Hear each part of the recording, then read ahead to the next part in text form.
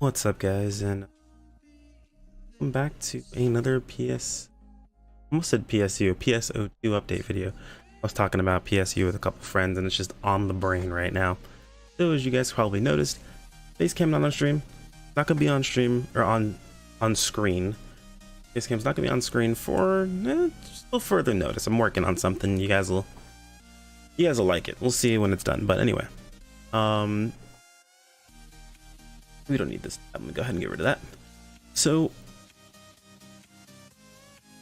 we've got some new stuff coming to PSU.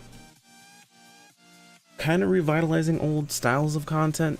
It's interesting. Anyway, you guys can watch the video, of course, unbumped as always. And yes, I am a day late on this. I am sorry. I just wasn't paying attention, and I've had a really weird sleeping schedule. I don't know, man. It's been all over the place. But anyway, let's jump into this. You guys have some new content coming that I'm sure you'll at least some of you will enjoy, at least if you like the old challenge mile stuff. So the big thing that's coming in this patch is Analyst Quest. It'll be very hard, super hard, and extra hard.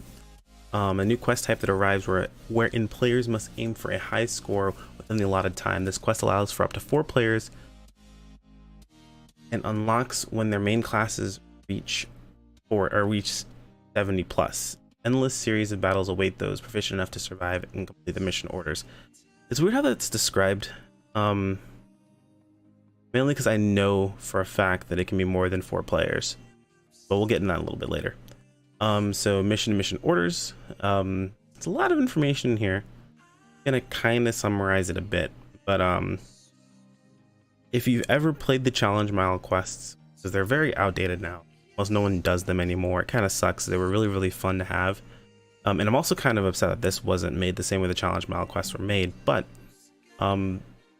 essentially, it's just a bunch of missions or a bunch of arenas or kind of small maps that players are going to go through and deal with enemies. An endless number of enemies. Endless number of missions with a set number of enemies in each mission. The missions will have different mission orders. These mission orders will increase the amount of time that you have in those areas, allow you to continue forward. So yeah, they mentioned things like mission orders can occur randomly within stages. Clearing them will not only increase the score, but also extend the time limit. In some cases, will trigger a success buff that temporarily strengthens player characters. So you can get certain buffs and things of that sort for completing these mission bonuses. They don't really specifically state that you have to complete them to finish it. Like some of these may not actually be part of it. And the picture almost shows like the mission order itself. I mean, I can't read this, so I can't tell you exactly what this says. But you can see that there's a timer here. There's a timer for the mission order, and then there's an actual objective here. So it's, I mean, completing this may directly affect the time here, but I don't think it's required to continue forward. So I'm sure some of you guys who can read that will let me know in the comments, and feel free to. There are also other sides to this alongside of mission orders. There are mission accidents. Flip side, there's a situation called mission accidents. These events happen. These events have the ability to strengthen enemy forces, similar to that, like in the Buster quests, where the accidents can happen and they buff enemies. This seems to be something along those lines, and this is what made me think of the challenge mile because of the interval areas. So a short reprieve at the interval area after clearing a certain number of stages. Take the opportunity to stock up on recovery items for the road ahead. As an added bonus, you may also receive a time limit extension upon entering these areas. So like, yeah, they're gonna buff your time limit. Looks like you get a little bit of time in these areas here. I don't know if it ticks down your time while you're in them. It doesn't look like it does. But you can restock up on items you need. And of course, the scoring types. So scoring types. Score obtained during the quest will be recorded by difficulty and certain condition types. These conditions will cover the gamut of playstyles. I've never used that word descriptor in my entire life, so probably saying it wrong, my mistake. Such as solo, free, and 4 players with different classes. This is what I was saying, like I know for a fact that it can be more. Maybe it said it could be less. Maybe it's in between is where I'm misunderstanding this, but anyway. So it's solo, single player. Free, the number of players in classes do not matter.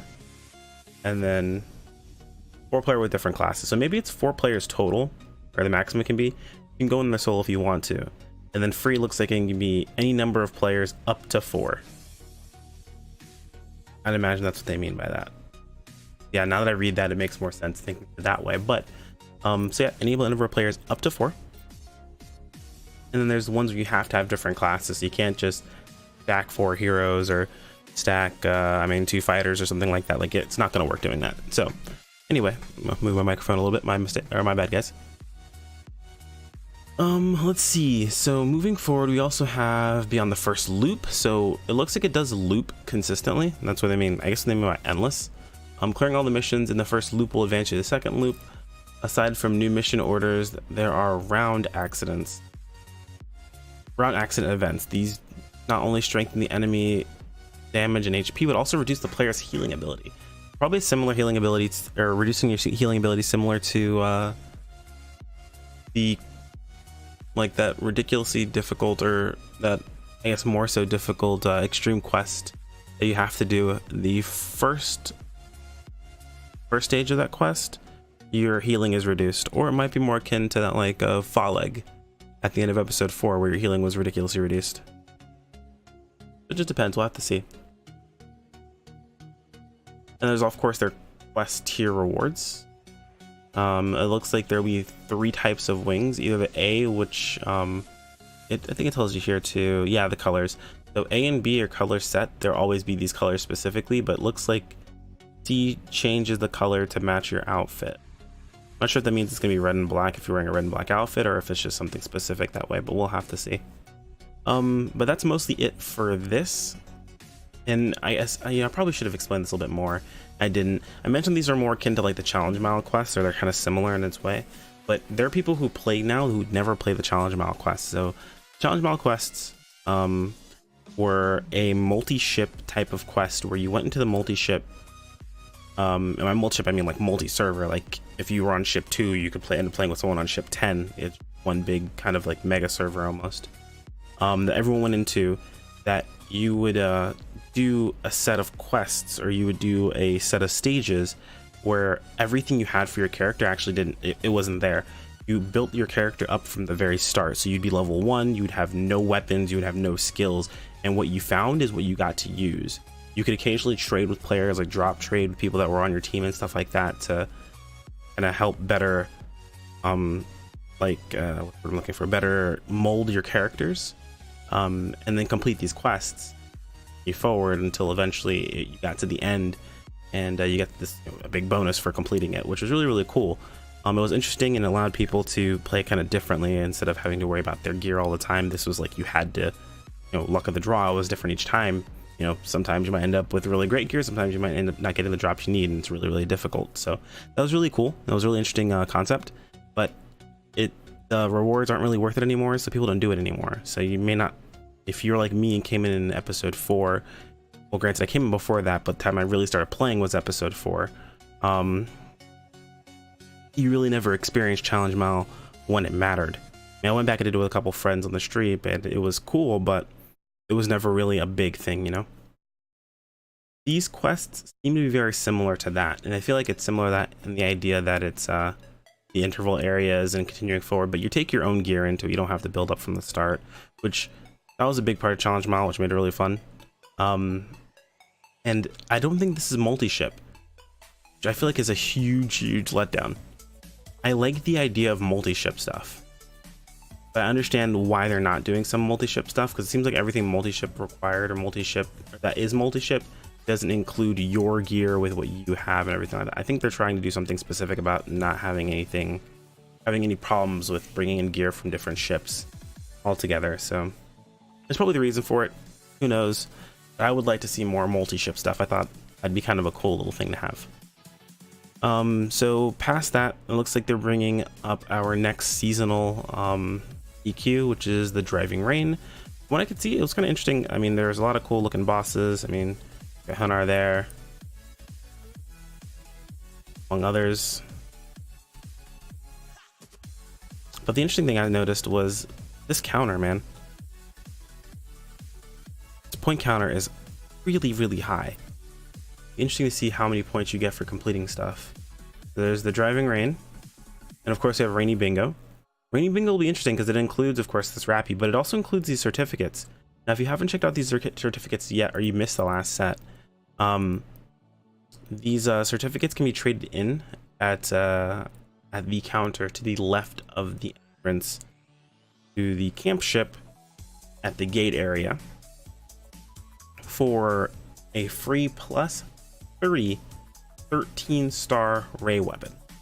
And I did a video showing how you can take those 13-star ray weapons, and you can turn them into union weapons if you want to, or how to get them and all that stuff.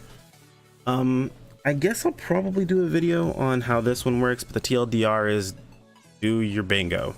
They already said the bingo is going to include a lot of enemies that are in the rainy day or in the driving rain. So get your bingo done. Do the driving rain. That's simple. And get your free weapon.